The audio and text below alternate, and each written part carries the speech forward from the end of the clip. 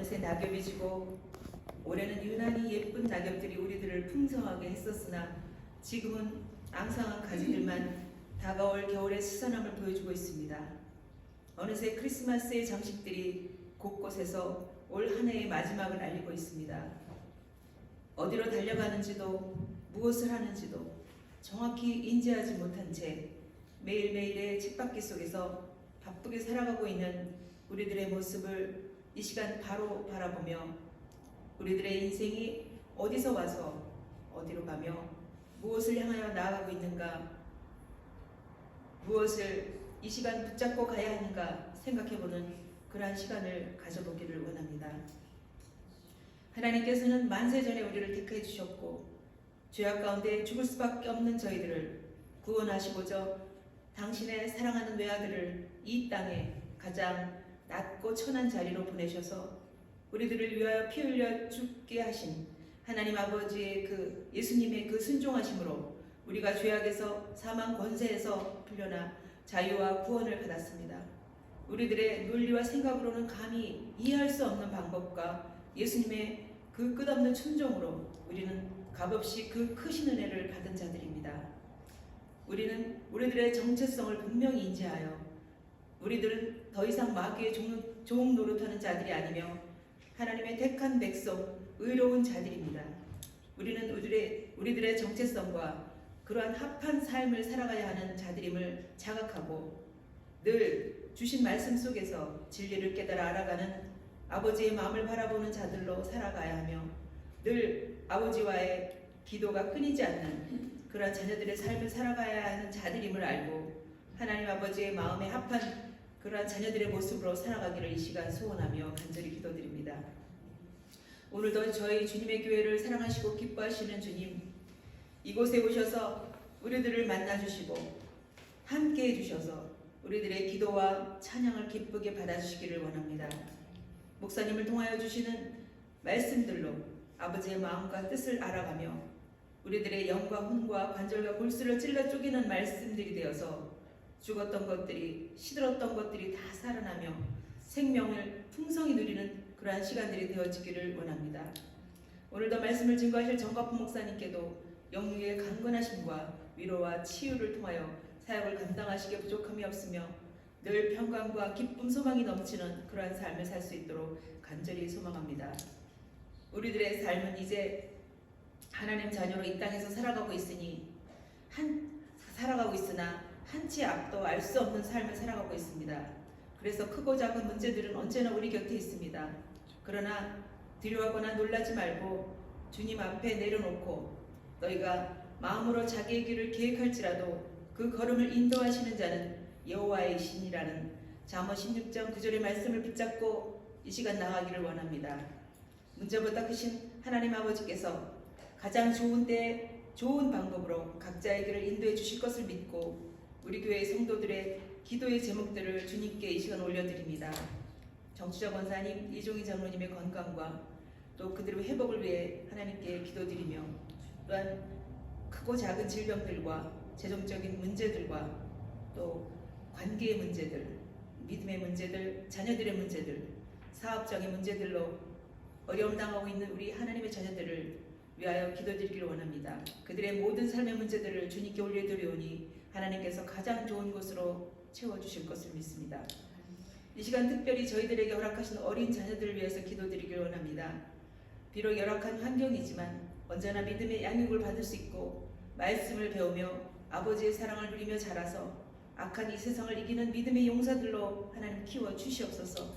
그들의 삶의 모든 순간순간 함께해 주시기를 원하며 오늘도 이 예배를 위하여 준비하고 기도한 손길들을 기억해 주시고 이 모든 예배의 시종을 주께 의탁드립니다. 이 모든 말씀 우리를 주에서 구원하신 예수 그리스도 이름으로 감사하며 기도드렸습니다. 아멘.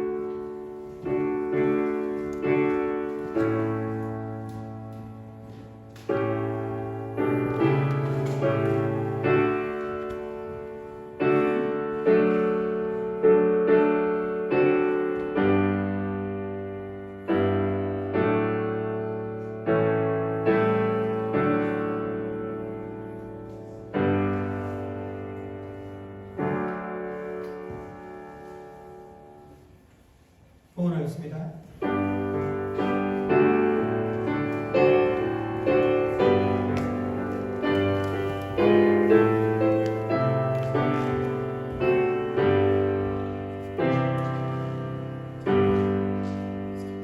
기도하겠습니다.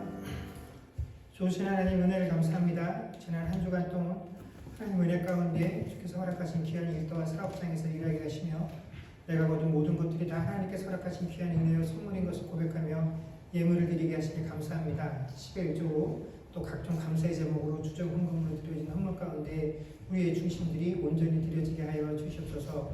하나님 바라고 원하옵기는 아버지 하나님 우리 삶 가운데 필요한 것들을 책임지시고 공급해 주시는 이가 하나님이신 것을 우리로 하여금 온전히 믿고 신뢰하여서 아버지 하나님 풍족하거나 또는 부족한 가운데서도 늘 하나님으로 인하여 기뻐할 수 있는 주의 백성들 되게 하여 주시옵소서. 그러나 우리가 삶을 살아가면서 이 물질들로 인하여 범죄하지 아니하도록 참으로 우리 삶 가운데 필요한 것들을 하나님께서 책임지고 공급하시는 은혜가 있기를 소망합니다. 허락하신 일터에서 일할 때에 하나님 그 일들을 감당할 수 있도록 늘 육신의 강건함들을 허락하여 주옵시고 아버지 하나님 이른 아침부터 늦은 저녁까지 또는 밤을 새워 일하는 동안에도 피곤치 아니하고 곤고치 아니하도록 하나님께서 지키시는 은혜가 있게 하시며 함께 일하는 환경 가운데 아버지 하나님 모든 것들이 내 마음과 내 뜻대로 되어지지 아니하고 함께 일하는 사람들과의 관계 가운데 어려움이 있을지라도 하나님 우리에게 주어진 것들로 인하여 하나님께 늘 감사하고 하나님께서 내게 허락하신 이 환경들의 이유와 목적들을 우리가 생각하며 하나님 그곳에서 내가 이득을 취함으로 인하여 기뻐하는 자들이 되지 않게 하시고 내가 그곳에서 하나님의 자녀로서 온전히 그리스도의 향기를 드러낸 것으로 인하여 기뻐할 수 있는 주의 백성들 되게 하여 주셔서 하나님 손해를 보고 양보하는 것으로 인하여 더 큰 기쁨과 더 큰 생명의 힘들이 우리 삶 가운데 드러날 수 있도록 그래서 우리와 함께 일하는 이들이 내가 그리스도인과 함께 일함으로 인하여 기쁘고 즐겁도다 하는 그 말들이 참으로 우리 삶 가운데서 우리의 착한 행실로 인하여 하나님께 영광을 드러낼 수 있는 그런 삶들이 우리 삶이 되어지게 하여 주시옵소서. 오늘도 피치 못할 형편들로 인하여 함께 예배드리지 못하는 지체들이 있습니다. 아픔으로 인하여 육신의 연약함들로 인하여 또 아버지 하나님 직장의 문제들로 인하여 함께하지 못하는 지체들 어디에 있든지 하나님 늘 동일한 은혜로 함께하여 주시기를 소망하며 우리 주 예수님 이름으로 기도드립니다. 아멘. 네, 교회 소식 전하겠습니다. 다음 주 예배는 저희가 30분 뒤로 늦춰서 오후 2시에 예배를 시작하도록 하겠습니다. 다음 주에 캐나다 교회에서 특별한 행사가 있어서 1시 반까지 행사를 진행한다고 합니다. 그래서 부득이하게 저희는 30분 뒤로 늦춰서 다음 주에는 2시에 예배를 시작하도록 하겠습니다. 시간들 기억해 주시고 지장 없이 준비해 주시면 감사하겠습니다. 네, 우리 학생들은 공부로 이동하겠습니다. 하나님 말씀 보겠습니다. 하나님 말씀은 요한복음 4장 19절에서 29절까지 말씀입니다. 요한복음 4장 19절에서 29절까지 말씀을 저와 여러분이 한 절씩 교독하겠습니다.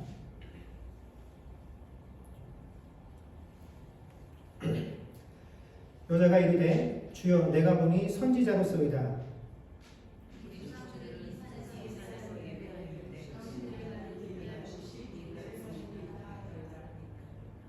예수께서 이르시되 여자여 내 말을 믿으라. 이 산에서도 말고 예루살렘에서도 말고 너희가 아버지께 예배할 때가 이르리라. 너희는 알지 못하는 것을 예배하고 우리는 아는 것을 예배하노니 이는 구원이 유대인에게서 나리라. 아버지께 참되게 예배하는 자들은 영과 진리로 예배할 때가 오나니 곧 이때라. 아버지께서는 자기에게 이렇게 예배하는 자들을 찾으시느니라.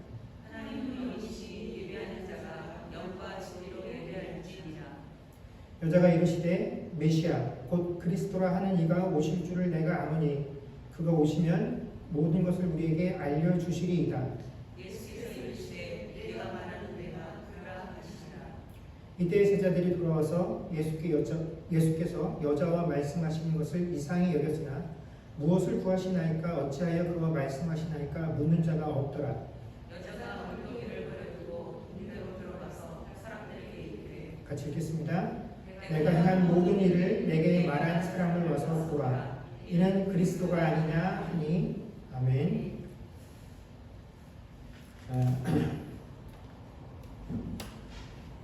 오늘 본문 속에 등장하는 이 사마리아 여인, 예수님이 만나셨던 이 사마리아 여인은 그 삶이 종교적 배경과 밀접한 관련이 있었고 또 사마리아인으로서 그들의 종교 간에서 말하고 있는 메시아를 기대할 정도의 어느 정도 신앙적인 지식도 가지고 있었습니다. 이런 종교적 배경이나 신앙적 지식이 있었음에도 불구하고 이 여인의 관심사는 오로지 자신의 삶에 필요한 것들을 내가 어떻게 해결하고 누리며 살 것인가 하는 그 부분에 관한 것들이 그녀의 인생의 최대의 관심사였죠. 하지만 자신이 아무리 이 인생의 그 문제들을 해결하기 위하여 애쓰고 노력을 했음에도 불구하고 자신이 원하는 그 필요들을 온전하게 해결할 수가 없었다라는 것입니다. 그것이 지금 결혼해서 남편을 두고 살고 있음에도 불구하고 예수님께서 네 남편을 데려오라고 말을 했을 때 저는 남편이 없습니다라고 고백했던 이 여인의 대답이 지금 이 여인이 내가 그토록 이 세상에서 삶을 윤택하고 편안하게 사랑받으며 살고 싶었던 그런 욕구들을 해결하기 위해서 무려 6번이나 결혼을 했음에도 불구하고 정작 남편이 사람에게 사랑받지 못하고 있는 자신의 처지를 남편이 없다라는 말로 한 것이 이 여인이 처해 있는 상황을 보여주는 증거가 된다라는 것입니다. 예수님께서는 이 여인의 대답을 들으시고 그 여인에 대해서 네 말이 옳다라고 말씀하시면서 네가 이 세상을 살면서 너 스스로 너에게 필요한 것들을 채우기 위하여 아무리 애쓰고 노력을 해도 너는 절대로 그 문제를 해결할 수 없다.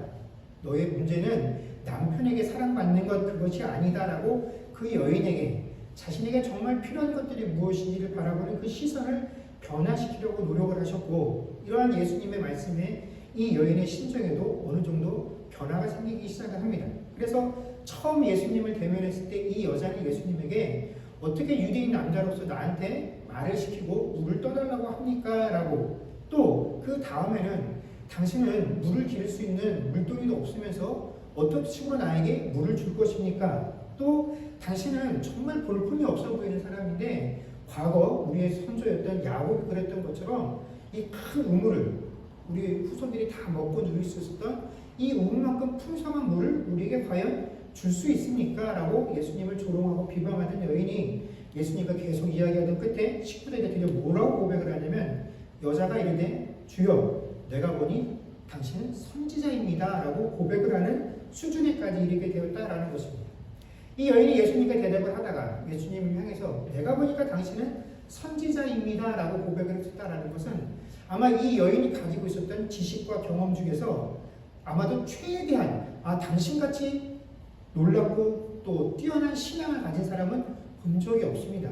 당신처럼 해박한 신앙적 지식을 가진 사람은 내가 본 적이 없습니다 하는 자기 최고의 존경심을 담아서 한 표현이 또 신앙적 신뢰의 표현이 아마 당신 내가 보니 선지자가 틀림없습니다 라고 하는 이 고백이었을 것입니다. 이처럼 예수님을 대면해서 예수님과 이야기를 나누는 과정 속에서 이 여인은 지금까지 자신의 인생의 최고의 관심사가 어떻게 하면 내 삶을 조금 더 편안하고 윤택하게 할 것인가 하는 것에 머물러 있었으나 이제 이 예수님과의 대면과 예수님과의 말씀을 통해서 이 자기 인생의 관심사가 자신의 문제를 해결하는 것에서부터 영적인 곳으로 옮겨가게 되었다라는 것입니다.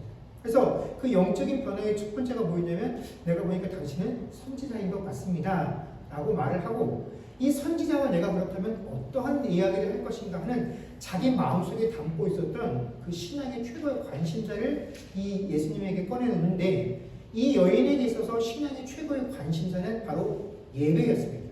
그리고 이 여인에게 있어서 참된 예배의 조건은 뭐냐면 바로 어디에서 예배를 드리냐 하는 이 예배 장소가 참된 예배의 가장 중요한 조건이 되었다라는 것이죠. 그래서 예수님에게 이 여인이 이렇게 물어봅니다. 사마리아 사람들은 자신들의 전통에 따라서 이 산에서 예배를 드려야 한다라고 우리는 주장을 하고 당신 유대인들은 성전에 있는 예루살렘에서 예배를 드려야 된다라고 이야기를 하는데 어디서 드리는 것이 맞습니까? 라고 예수님에게 질문을 하게 됩니다. 그리고 지난주에도 잠깐 이야기를 했었습니다만 이 북이스라엘과 남유다로 이 한 나라가 원래 한 나라였다가 두 나라로 갈라지게 된 이후에 이 북이스라엘은 아수르에 의해서 남유다는 바벨론에 의해서 각각 멸망을 당하게 되지요. 근데 나중에 바벨론의 포로로 있었던 이 유다 사람들이 다시 유다 땅으로 지역으로 돌아온 이후에 허물어졌던 성전을 다시 재건하기 위해서 노력을 합니다. 이때 사마리아 지역에 있었던 사람들이 와서 그 하나님의 성전을 지으는 유대 사람들에게 야, 우리도 같은 하나님의 백성이니까 그 성전 짓는 것에 함께 동참하기를 원한다라고 했을 때 이 유대인들이 혈통적인 또 종교적인 이유로 인해서 너희는 우리와 같지 않아. 너희는 순수하게 하나님의 백성, 순수한 유대인이 아니기 때문에 이 일에 동참할 수 없어 라고 거절을 하게 됩니다. 그래서 그 이후에 이 거절당한 사마리아인들이 어떻게 하냐면 그리심산에 자기들만의 하나님의 성전을 따로 지어서 예배를 드리기 시작합니다. 그래서 이때부터 사마리아 사람들은 어떻게 하냐면 이 메시아와 관련된 메시아가 나중에 오실 텐데 그 메시아가 누구의 후손으로 오신다고 성경이 이야기합니까? 다윗 왕조의 후손으로 메시아가 올 것이다라고 예언하고 있기 때문에 이 다윗 왕조를 부정하고 그의 육신의 혈통으로 오실 메시아를 부정한 것이 이 사마리아 종교의 특징입니다. 그래서 이러한 내용들을 담고 있는 구약 성경의 모든 내용들을 받지 않고 이 사마리아 사람들은 모세 오경만을 성경의 참 내용이다라고 받아들이고 나머지 성경들은 거절을 하는데 그나마도 이 모세 오경을 우리가 알고 있는 지금 이 구약 성경과 똑같은 내용으로 알고 있는 것이 아니라 이 내용들과 사뭇 다른 부분들이 존재를 합니다. 그래서 이 사마리아 사람들이 가지고 있는 모세 오경에 따르게 되면 메시아가 오는데 이 메시아는 누구의 후손이냐면 모세의 후손입니다. 그리고 하나님께서 십계명을 주신 산이 그리심산이고 처음에 하나님께서 천지를 창조하셨던 그 에덴 동산이 어디냐면 그리심산이고 그 사람께서 그래서 사마리아인들에게는 이 그리심산이 가장 중요한 요소가 됩니다. 그래서 나중에 그들이 기대하고 갈망하는 메시아가 오게 되면 다시 하나님의 나라를 회복할 텐데 그 하나님의 나라를 회복하는 장소가 어디냐면 또 그리심산입니다. 그래서 이 사마리아인들은 이 그리심산을 굉장히 신성하게 여기고 이곳에서 다시 예배를 드리게 될 것이다라는 그 기대를 가지고 신앙생활을 하고 있었다라는 거죠. 그런데 이 유대 지역은 이렇게 돌아온 정통 유대인들에 의해서 복구가 되어지고 사마리아 지역에는 혼합되어진 이 종교가 자리를 내리고 있을 때 이 유대 지역에 그 당시에 그 그리스 사람들에 의해서 통치를 받게 됩니다.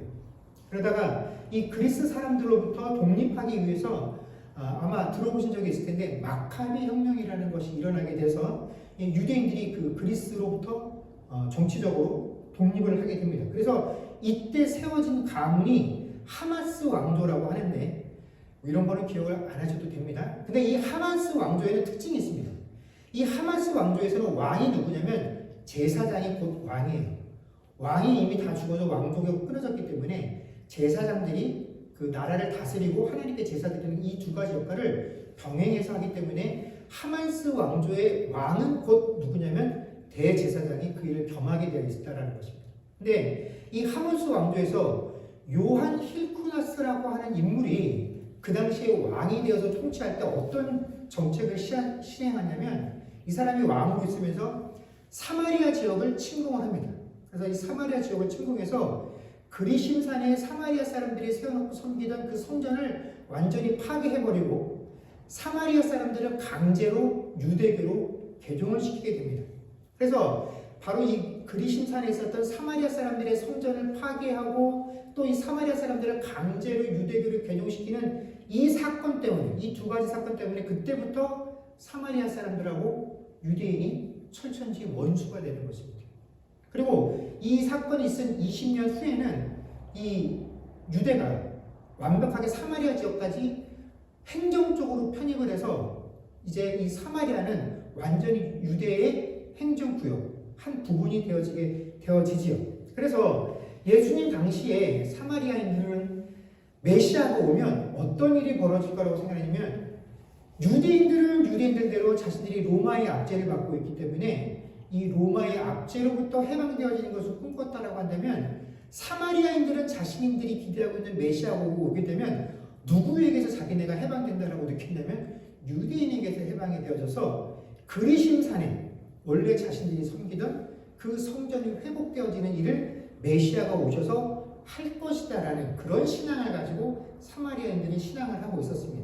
즉 메시아가 오게 되면 유대인들이 틀렸고 사마리아인 우리들의 믿음이 옳다라는 것을 인정받을 수 있을 것이다라는 그런 기대를 가지고 이 사마리아 사람들은 신앙을 하고 있었다라는 것입니다. 바로 이런 역사적 배경과 전승 때문에 이 여인이 이 시절에 이렇게 물어본 것이죠. 우리 조상들은 이 산에서 예배드려야 한다고 하고 유대인들은 예루살렘에서 예배드려야 한다고 하는데 도대체 어떤 게 맞습니까? 그리고 이 여인의 물음에 대해서 주님께서는 21절에 이렇게 말씀하시죠. 예수께서 이르시되 여자여 내 말을 믿으라. 이 산에서도 말고 예루살렘에서도 말고 너희가 아버지께 예배할 때가 이르리라. 아멘. 이 예수님의 대답에는 하나님의 백성들이 드리는 이 예배의 본질이 과연 무엇인가 하는 것에 대한 답이 온전하게 담겨져 있습니다. 예배의 본질은 장소에 관련된 것이 아니라 예배의 대상이 무엇인지를 제대로 아는 것이 중요하다라는 것이죠. 즉 이 예배의 주인이신 예배의 주인이 사람이 아니라 하나님이시다라는 사실을 아는 것이 중요하다라는 것을 우리에게 말씀해주고 계신 것입니다. 왜냐하면 이 예배의 장소와 관련된 문제는 언제나 인간의 욕심으로부터 생겨나는 문제이기 때문에 그렇다라는 것입니다. 처음 유대인과 사마리아인들은 원래 한 조상을 둔 같은 민족이었습니다. 그런데 이들의 갈라짐이 어디서부터 출발되어지게 되냐면 솔로몬 사후에 이 두 나라가 갈라지게 되죠. 이 12지파 가운데 10지파가 솔로몬 왕조를 배반하고 다른 사람을 여로보암을 왕으로 세워서 북이스라엘 10지파가 독립을 하게 됩니다. 그래서 북이스라엘, 남유다로 나눠지게 되는데 이렇게 나라가 둘로 나뉘어졌음에도 불구하고 이들이 한 민족이라는 한 조상을 두고 있는 그 후손이라는 것을 부인할 수 없는 사건이 있는 게 뭐냐면 바로 율법에 의해서 통치를 받는다라는 것이죠. 하나님의 백성, 그래서 그들의 남자들은 율법에 따르게 되면 1년에 3차례 이상은 무조건 하나님 앞에 나와서 제사를 드려야 됩니다. 그래서 북이스라엘, 행정적으로는 국가적으로는 북이스라엘에 속해 있지만 그래도 하나님의 백성이기 때문에 이 사람들은 때가 되면 그 나라를 떠나서 어디로 가야 됩니까? 유다에 속해 있는 예루살렘에 와서 제사를 드려야만 하죠. 나라가 분단된 이후에도 이 율법의 통치를 받고 있었기 때문에 이 북이스라엘의 통치자였던 여로보암 왕은 굉장히 불안하고 두려워했습니다. 지금은 이 사람들이 나를 지지해서 내 나라의 백성들로 살고 있지만 자꾸 이렇게 제사를 드린다는 명목으로 남유다로 왔다 갔다 하다가 그 왕에게 마음을 빼앗기는 일이 생기면 이 사람들이 혹시 나를 배신하는 일이 생기지는 않을까 하는 이 두려움 때문에 이 여로보암 왕이 어떤 일을 하냐면 금송아지 둘을 만들어서 이 금송아지를 각각 하나는 베델에 또 하나는 단에 세워놓고 너희가 이제부터 예루살렘까지 제사 드리러 갈 필요가 없다. 이 금송아지가 하나님이다. 그러니까 이 금송아지에게 들어가서 경배하는 것이 하나님께 예배드리는 건 똑같으니까 굳이 유다로 가지 말고 내가 세워놓은 이 두 곳에서 예배를 드려라 라고 해서 북이스라엘 사람들이 예루살렘에 가지 아니하고 그곳에서 예배를 드리기 시작합니다. 이처럼 이 예배 장소가 걸림돌이 되고 문제가 된 것은 종교적인 어려움이나 종교적인 갈등이 아니라 100% 종교적인 이유였고 그 당시에는 나라를 다스리고 있었던 통치자였던 이 왕의 마음 때문에 결국 인간의 개인적인 이유 때문에 어디서 예배드리냐 하는 이 장소의 문제들이 불거지게 되었다라는 것입니다. 여기서부터 북이스라엘의 문제점이 생기게 되는데 그렇다면 예루살렘에 성전이 있었던 그 남유다는 전혀 문제가 없었느냐? 그 예루살렘에 있었던 성전이야말로 정통성이 있고 참된 곳이냐 하면 그렇지도 않다라는 것입니다. 여러분 우리가 성전을 신성하게 여기는 것은 성경적이지 않은 믿음입니다. 왜냐하면 하나님께서는 한 번도 사람들에게 성전을 지으라고 요구하신 적이 없기 때문에 그렇다라는 것이죠. 맨 처음에 가나안 땅에 정착한 이후에 하나님께 성전을 짓겠다고 다짐했던 사람은 다윗이었습니다. 다윗이 하나님을 위해서 성전을 짓겠다고 하자 하나님께서 만류하시죠. 내가 언제 이런 거 필요하다고 했냐? 짓지 마라. 그래서 다윗이 마음이 굴뚝 같지만 성전을 짓는 것을 포기하고 나중에 솔로몬이 자기가 왕이 되었을 때 성전을 짓겠다라고 얘기를 합니다. 그런데 솔로몬이 그 성전을 짓겠다고 한 이유도 물론 순수하게 하나님께서 자신을 왕으로 세워주신 그 감격과 또 이렇게 우리가 하나님께 통치받고 있다는 것을 드러내기 위함도 있었지만 사실은 자기 위에 형들이 있었음에도 불구하고 그 형들이 아니라 자기가 왕이 된 그 인간적인 불안함들이 이런 식으로 자신의 불안함을 없애려고 했었던 것이죠. 그래서 그가 이 성전을 다 지은 다음에 하나님께 이렇게 부탁을 합니다. 하나님, 이 성전 정말 멋지고 예쁘죠? 제가 어떤 마음으로 이 성전을 지었는지 아시죠? 그러니 하나님의 그 눈동자를 항상 이 성전에 고정해 주십시오. 그래서 누구라도 이 성전에 들어와서 하나님께 기도하면 하나님께서 그 기도를 꼭 들으시고 기도를 꼭 이루어 주십시오라고 하나님께 당부를 하고 부탁을 합니다. 하나님께서 이 기도를 들으시고 솔로몬에게 뭐라고 말씀하시냐면, 그래, 내가 네 간구를 들었다. 누구라도 이 성전에 들어와서 기도하고 간구하면 내가 그 기도에 귀를 기울여 줄게. 근데 하나님께서 이곳에 들어와서 기도하면 내가 무조건 그 기도를 다 들어줄게라고 하지는 않으셨다라는 거죠.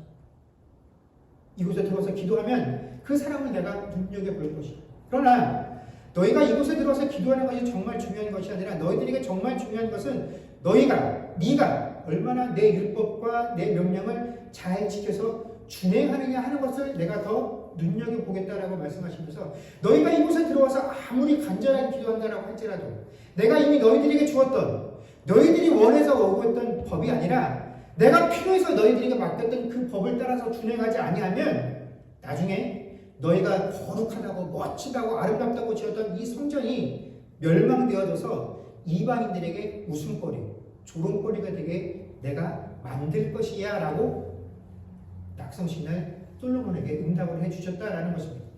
여러분, 성전이라는 것이 하나님께 예배드리고 기도하는 곳이라고 해서 이곳이 절대적으로 거룩한 장소가 될 수가 없다라는 것입니다. 이곳이 하나님의 임재와 중보를 보장하는 장소가 되지 못한다라는 것입니다. 유대인이나 사마리아인이나 왜 그 예배 장소에 그렇게 집착을 하냐면 이곳에 와야 하나님을 만날 수 있더라고요.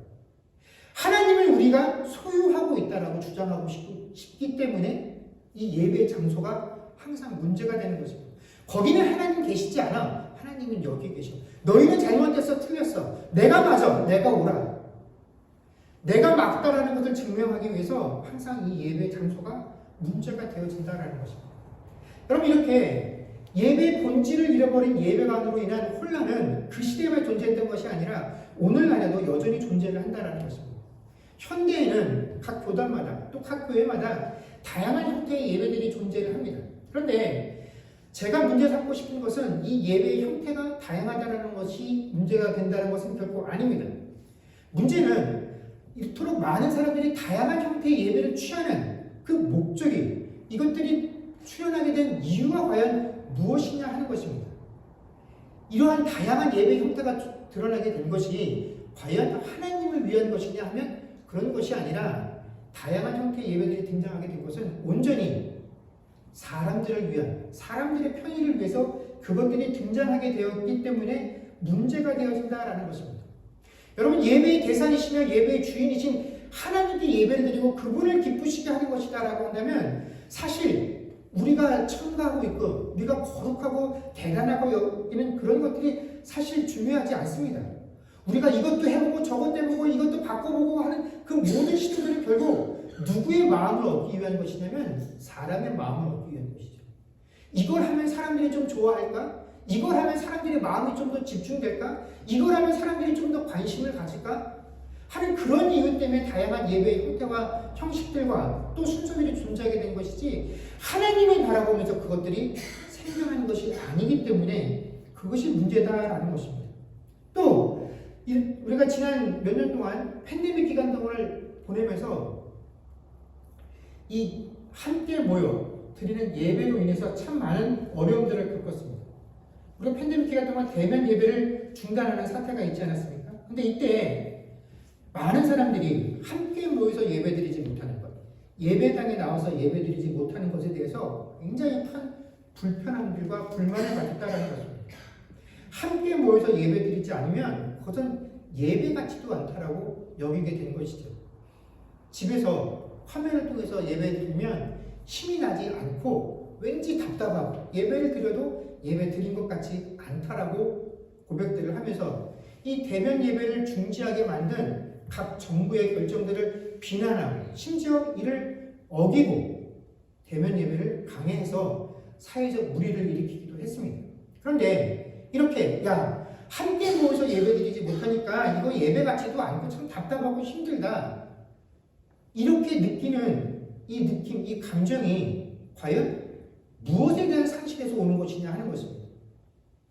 하나님께 예배드리지 못하고 내가 하나님을 만나지 못하고 하나님을 대면하지 못하기 때문에 오는 상실이 아니라 그곳에 참석해서 내 열심을 보여주지 못하고 내 열심이 만족되지 못하고 사람들을 만나서 그들과 교제하는 그 기쁨들이 허락되어지지 못하는 내가 누릴 수 있는 만족과 기쁨이 오지 못하는 그 상실 때문에 대면 예배 드려야 되겠다라고 이건 예배 같지도 않다라고 이야기를 하고 불평을 했다라는 것입니다.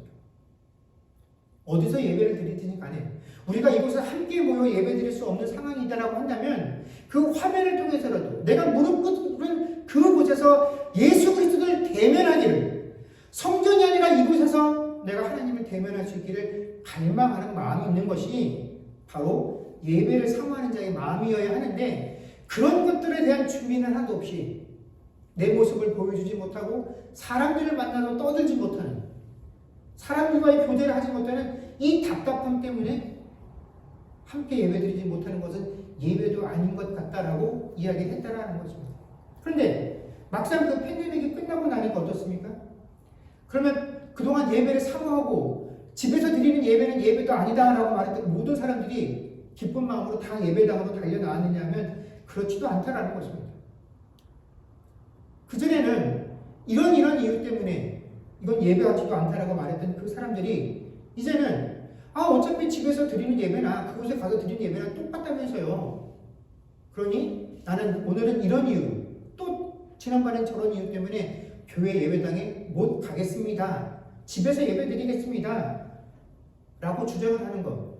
결국 이 모든 것들은 다 뭡니까? 내 편인 거죠.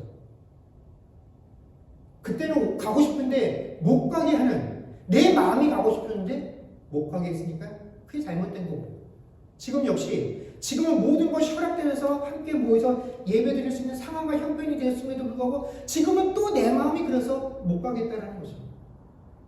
하나님을 갈망하고 그 예배의 주인 되신 하나님께서 우리에게 무엇을 요구하시고 무엇을 명령하셨는가가 중요한 것이 아니라 언제나 내가 중심이 되어서 내가 하고 싶은 대로 오늘은 내가 이래서 못한다라는 그 핑계 바로 사람들의 이유 때문에 그렇다라는 것입니다. 그래서 오늘 예수님께서 우리에게 말씀하시는 참된 예배라는 것은 사람들이 만들어낸 장소, 형식, 어떤 순서의 문제가 아니라 그 예배의 참 주인이 예수 그리스도냐 인간이냐 하는 그 문제를 분명하게 알고 있느냐 하는 것입니다.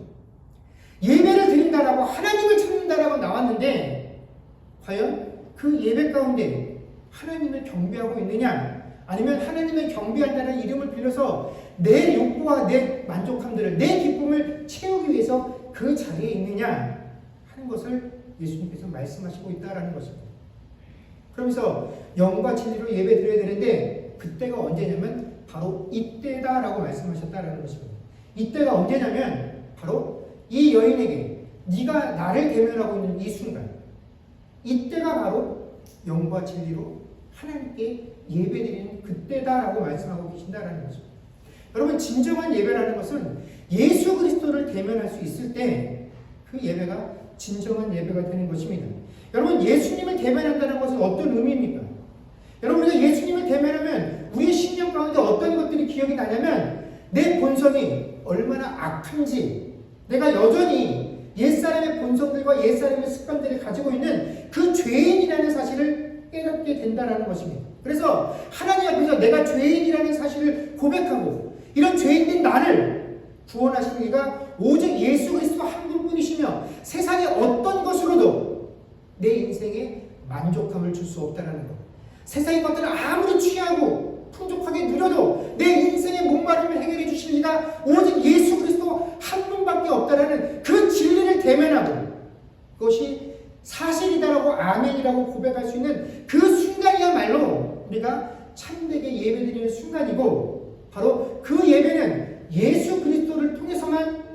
수 있다라는 것입니다. 사랑하는 성도 여러분, 그렇기 때문에 우리가 예배에 나온다라고 했을 때, 우리가 하나님께 예배 드린다라고 말을 했을 때, 내가 정해놓은 순서들, 내가 정해놓은 어떤 기준들에, 그것들에 빠져서 우리가 이 경배의 주인이시며 예배의 주인이시며 경배의 대상이신 하나님을 보지 못하는 그런 일들이 있어서는 안 된다라는 것입니다. 하나님을 만나러 왔는데 하나님 아닌 다른 것들에게 내 마음과 생각들이 분산되어져서 그 하나님을 만나지 못하고 돌아가는 일들이 있어서는 안 된다라는 것입니다. 그럼 우리가 어떻게 할 때 이 예배의 주인이신 하나님을 놓치지 않고 예배할 수 있느냐? 그것이 바로 23절 24절의 말씀입니다. 아버지께 참되게 예배하는 자들은 영과 진리로 예배할 때가 오나니 곧 이때라. 아버지께서는 자기에게 이렇게 예배하는 자들을 찾으시느니라. 하나님은 영이시니 예배하는 자가 영과 진리로 예배할지니라. 아멘. 아마 이전에 성경책을 가지고 계신 분들이나 오래전에 신앙생활을 시작하신 분들께서는 오늘 저희가 영과 진리로 예배한다라고 하는 이 구절을 아마 신령과 진정으로 예배할지니라 라는 구절로 많이 기억들을 하고 계실 것입니다. 그래서 그 당시에는 우리가 신령과 진정으로 예배하는 것이 하나님께 찾으시는 예배다라고 어떤 식으로 이해들을 했냐면, 신령과 진정이다 보니까 하나님 앞에서 예배드리는 그 예배자의 마음가짐이나 또는 겉으로 드러나는 이 복장이나 이런 것들을 굉장히 중요하게 여겼다라는 것입니다. 그래서 예배드리고 나올 때는 우리의 마음적, 내적인 또 겉으로 보여지는 이 외적인 태도들을 깔끔하고 예쁘게 잘 가다듬고 하나님 앞에 예배드리고 나와야 한다라고 생각들을 했다라는 거죠. 그러다 보니까 예배 나올 때 복장에도 굉장히 많이 신경들을 쓰게 되고, 옷도 깨끗하고 바르고 되도록이면 정장들을 갖추고, 그래서 아무리 더운 날에도 되도록이면 복장들의 격식을 갖추어서 예배를 참석하도록 많이 요구를 했다라는 것입니다. 또 하나님께 예배드릴 때 우리가 하나님이 영이시기 때문에 우리의 마음을 다하심으로 우리가 전심을 다해서 하나님께 예배를 드려야 된다라고 강조를 해왔습니다. 이 내용이 틀렸다거나 의미가 없다라는 건 아닙니다. 중요합니다. 필요합니다. 어쩌면 지금은 우리가 너무 이런 것들에 신경 쓰지 않기 때문에 예배에 들어올 때 우리의 마음가짐이나 겉으로 드러나는 우리의 외적인 모습들이 너무나 하나님을 만으로 여기고 있을 때가 있다라는 것입니다. 아무런 준비되어지지 않은 모습으로 하나님 앞에 나와서 예배드릴 때가 많이 있다라는 것이죠. 그러나 사실 우리가 겉으로 보여지는 이 복장이나 마음가짐, 태도 이런 것들을 강조하는 것은 사실 기독교에만 있는 것이 아니라 모든 종교에서 우리가 신에게 예배드릴 때는 그래도 그런 준비되어진 열심들을 가지고 나와야 되지 않겠느냐 하고 어떤 종교라도 요구하는 그런 태도라는 것입니다. 그렇다면 과연 예수님께서 말씀하시는 것과 다른 종교에서 요구하는 것과 무슨 차이가 있겠느냐 하는 것입니다. 그렇기 때문에 우리가 영과 진리로 예배한다는 것은 우리가 생각하는 것처럼 어떤 겉으로 우리의 마음가짐의 태도들을 일컫는 것은 결코 아니다라는 것입니다. 그렇다면 오늘 예수님께서 말하는 이 영과 진리에서 먼저 영이란 도대체 무엇이냐? 성경에서 말하는 영이란 육과 반대되는 개념입니다. 그래서 우리가 이 영을 생각할 때는 무엇을 생각해야 되냐면, 영이라는 것은 하늘에 속한 것, 하늘로부터 나는 것. 이 육은 무엇입니까? 땅에서부터 나는 것을 의미합니다. 그래서 우리가 영으로 예배를 드려야 한다는 그 의미는, 우리의 예배는 다른 종교들처럼 예배를 드리기 위해서 모인 사람들, 우리 사람들이 어떤 헌신과 준비가 우리가 거룩함들을 챙겨와서 우리가 우리의 거룩함을 가지고 우리의 섬기는 신 앞에 나아가서 우리의 거룩함으로 우리의 신을 영화롭게 하는 것이 아니다라는 것입니다. 우리는 부족하고 연약하고 일주일간 세상에서 내 욕심대로 살면서 정말 부끄럽고 창피한 모습으로 살았으나 우리는 하늘로부터 오는 하나님의 은혜를 간구하는 자들이기에 오늘도 그 모습을 가지고 나와서 하나님께 은혜를 입습니다. 나의 거룩함으로 하나님 앞에 나온 것이 아니라 나는 여전히 부족하고 연약하지만 오늘 당신의 거룩함으로 내 추악함들을 다 덮어주시옵소서 하는 그런 갈망으로 나오는 것이 바로 영으로 드리는 예배의 의미이다라는 것입니다. 그럼 진리로 드리는 예배는 어떤 것이냐? 이 진리라는 것은 거짓말의 반대 의미로 쓰인 것이 아닙니다. 여기서 말하는 진리, 참이라는 것은 그림자와 본체 중에서 본체를 가리키는 표현이 바로 진리, 참이라는 의미입니다. 즉 이 말씀은 뭐냐면 사마리아인들도 그렇고 또 구약의 유대인들도 그렇고 하나님께서 주신 율법에 따라서 예배를 드렸습니다. 그런데 그럼 그 지금까지 구약에 있는 사람들이 드린 예배는 다 잘못되고 아무 소용이 없는 것이냐면 그렇지는 않다라는 것입니다. 그것도 하나님께서 주신 예배의 방법이 맞고 사마리아인들이 변질되어졌으나 그 변질됨 속에서도 그들이 가지고 있었던 하나님을 갈망하는 마음도 다 맞다라는 것입니다. 온전하지는 않지만 거짓된 예배는 아니다라는 것입니다. 그러나 예수님께서 말씀하시고자 하는 것은 단지 구약에 주어졌던 이 모든 약속과 제도들은 예수님께서 오셔서 보여주실 그 십자가 사건을 예표해 주신 것이다라는 것입니다. 그래서 이제 예수님께 오셔서 이 모든 것들을 다시 하신 이후에는 구약에 있었던 것들은 그 의미를 다한 것이고 이제 예수님께서 보여주시고 가르쳐주실 그 말씀에 따라 하는 것이 참된 것이다 라고 말씀하는 것입니다. 그래서 예수님께서는 너희가 지금까지 무엇을 알고 무엇을 쫓아서 예배를 드렸든지 간에 이제 그것이 아니라 나를 통해서 예배를 드려야 된다는 것입니다. 예배는 예수님을 통하여 하나님께로 나아가는 것입니다. 그래서 22절에 예수님께서 이렇게 말씀하신 거죠. 너희는 알지 못하는 것을 예배하고 우리는 아는 것을 예배하노니 이는 구원이 누구에게서 남이라고요? 유대인에게서 남이니라. 바로 유대인의 혈통, 다윗의 혈통, 거기서부터 메시아가 나게 된다라는 것입니다. 그래서 사마리아인들 너희들이 가지고 있는 전통과 기대와는 달리 유대인에게서 그리스도가 날 것이다 라고 말씀을 하죠. 그때도 여전히 이 여인은 나와 대면해서 얘기하고 있는 이 그리스도가 선지자인 것까지는 인정을 했었으나 그리스도라는 사실을 아직 깨닫지 못하고 있었습니다. 그래서 이렇게 대답을 하죠. 그 이야기를 다 듣고 난 이후에 그리스도가 오시면 이 모든 것을 우리에게 알려주실 것입니다. 당신이 뭐라고 하든 간에 우리가 기대하는 그 그리스도가 오면 내가 알고 있는 것이 사실이더라고 증명이 될 것입니다 라고 이야기를 하자 그 이야기를 들으신 후에 예수님께서 뭐라고 말씀하십니까? 내가 네가 말하고 있는 그 그리스도니라 라고 이야기를 합니다. 그러자 이 여인은 어떻게 반응을 하냐면 물동이를 버려두고 동네로 들어가서 그 동네 사람들에게 자신이 그리스도를 만났다라는 사실을 공표를 합니다. 여러분, 예수님을 만나서 예수님에게로부터 내가 너가 그토록 바라고 기대하던 그리스도라는 사실들을 알게 되었을 때 자신의 물동이를 버려둔 채로 마을 사람에게로 달려가는 것, 저는 이것이 영과 진리로 예배하는 예배자들이 누리는 은혜다라고 생각을 합니다. 여러분, 이 여인이 처음 예수님 앞에 나왔을 때, 예수님을 만났을 때 이 여인의 최고의 관심사는 물을 빚는 거였습니다.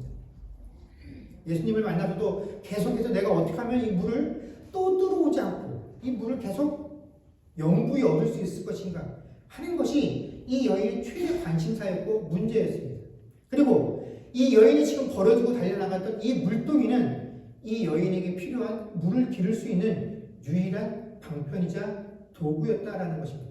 그런데 이 여인이 그리스도이신 예수를 만나서 어떻게 합니까? 자신의 삶의 문제를 해결해 줄 수 있는 가장 유일한 방편인 이 물동이를 어떻게 해요? 버려두고 달려나갔다라는 것입니다. 물론 이 여인은 나중에 와서 이 물동이를 다시 챙겨갔을 것입니다. 왜냐하면 또 물을 뜨러 이 우물가에 와야 하기 때문에 그렇다라는 것이죠. 이 이후에도 물을 깃기 위해서 여전히 이 우물가를 때가 되면 방문하고 이 물동이를 통해서 물을 길어 갔을 것입니다. 그녀가 죽는 날까지 그녀의 삶 속에서 이런 세속적인 문제와 근심들을 완전하게 해결할 수는 없었을 것입니다. 그러나 참된 예배는 육의 문제에 사로잡혀 있는 우리의 마음과 우리의 시선과 우리의 선택을 던져버리고 어떻게 하게 만드는 것입니까? 하나님께로 돌리게 만드는 것이 참된 예배다라는 것입니다. 그리고 참된 예배는 주님과의 만남이 세상의 어떤 수단과 더 중요하다는 것을 깨닫게 만드는 것, 그것이 바로 참된 예배다라는 것입니다. 그래서 누가 버리십시오라고 시켜서 버리게 되는 것이 아니라 그 예배를 통해서 그리스도를 직면하게 되면, 예수 그리스도를 만나게 되면 누가 시키지 않아도 내 스스로 그것을 버리고 내 마음에 담긴, 내 안에 담긴 그리스도를 전파하기 위해서 달려가게 되는 것, 이것이 바로 참된 예배를 드리는 자의 은혜의 모습이다라는 것입니다. 우리가 우리의 경배의 대상이신 하나님을 알고 참으로 그분을 영과 진리로 예배한다라고 한다면 비록 우리의 삶 속에서 완전하게 내가 고민하고 근심하는 그 세상의 근심들을 완벽하게 끊어버리지는 못한다라고 하더라도 하나님의 대만함으로써 누릴 수 있는 그 기쁨과 감격으로 인해서 우리는 세상의 것들을 버려둘 수 있도록 하는 것, 이것이 바로 온전한 예배자가 누릴 수 있는 은혜인 것입니다. 사랑하는 성도 여러분, 오늘 우리가 하나님께 예배드리기 위해서 이 전에 나왔습니다. 그런데 과연 오늘 이 예배를 통해서 우리 가운데 이 여인과 같은 감격이 있습니까? 오늘 이 예배를 통해서 예수 그리스도를 대면했으니 그 기쁨과 감격이 넘쳐서 내가 그렇게 추구하고 포기할 수 없었던 세상의 문제를 해결할 수 있었던 방편이라고 여겼던 것들을 내팽개치고 달려갈 수 있는 그런 변화들이, 그런 마음들이 우리 가운데 있습니다. 참된 예배, 그리고 그 예배를 통해서 허락되어지는 그 은혜가 오늘 이곳에 모인 우리 모두에게 충만하게 넘치고 그 충만함들을 가지고 우리에게 주어진 한 주간 살아갈 수 있는 저와 여러분들 되어질 수 있기를 주의 이름으로 간절히 축원합니다. 기도하겠습니다. 그렇습니다. 주님, 참된 예배는 영과 진리로 드리는 예배입니다. 하나님께서는 이렇게 예배드리는 자를 찾겠다라고 말씀하셨습니다. 그러니 우리가 영과 진리로 예배를 드려야 되겠지요. 우리는 이 영과 진리로 예배드린다는 것이 무엇인지 너무나 잘 알고 있습니다. 그런데 잘 알고 있는 것이 그렇게 예배드리는 것은 아닙니다. 이 여인은 아무것도 몰랐습니다. 예수님께서 내가 그리스도라고 말씀해 주시기 전까지 주님과 많은 시간 이야기를 하면서 많은 것들을 들었음에도 불구하고 아무런 변화가 없었습니다. 그러나 내가 대면한 이가 그리스도라는 사실을 알게 되었을 때 이 여인은 지금까지 자신의 삶의 속에서 가장 중요한 삶의 문제를 해결해 주던 이 도구와 방편을 버려둔 채로 그리스도를 만났다라는 기쁨으로 세상에 달려나갔습니다. 하나님, 우리는 이 모든 것들을 알고 있음에도 불구하고 주님 앞에 나와 예배드릴 때 주님을 만나고 싶다라고 말을 하고 간구하는데 정말 우리는 예배드리고 돌아갈 때 내가 지금까지 중요하게 여겼던 그 세상의 방편과 도구와 내게 만족감을 줄 수 있었던 그 기쁨들의 원천들을 다 내팽겨준 채 그리스도를 만난 기쁨으로 돌아갈 수 있겠습니다. 오늘 정말 그리스도를 만난 그 벅찬 감격과 기쁨으로 인해서 그것들을 내 마음속에 가득 담고 세상으로 돌아갈 수 있겠습니까? 하나님, 내가 그리스도 앞에 나왔는데 그렇지 못하다라고 한다면 이 시간에도 우리의 마음들을 막고 있는 것들은 과연 무엇입니까? 하나님, 우리를 불쌍히 여기사 이 여인이 누렸던 그 영과 진리로 누렸던 그 예배의 감격, 그 예배의 은혜들을 우리로 하여금 회복해 하여 주시옵소서. 오늘 내가 정말로 예배를 드리고 이 예배를 통하여 예배의 경배의 대상이신 하나님을 만나고 그리스도를 만났다라고 한다면 세상에 줄 수 없는 그 기쁨과 안식과 평안과 희망과 기대들을 가지고 또다시 내게 허락되어진 그 세상의 삶으로 돌아갈 수 있는 자를 되게 하여 주시옵소서. 정말 붙잡고 싶은 그 세상의 방편들이 아니라 하나님 붙잡을 수 있는 자들 되어질 수 있도록 주여 예배의 은혜들을 허락하여 주옵소서. 감사드리며 우리 주 예수님의 이름으로 기도드립니다. 아멘. 하나님은 너를 지키시는 자 찬양하겠습니다.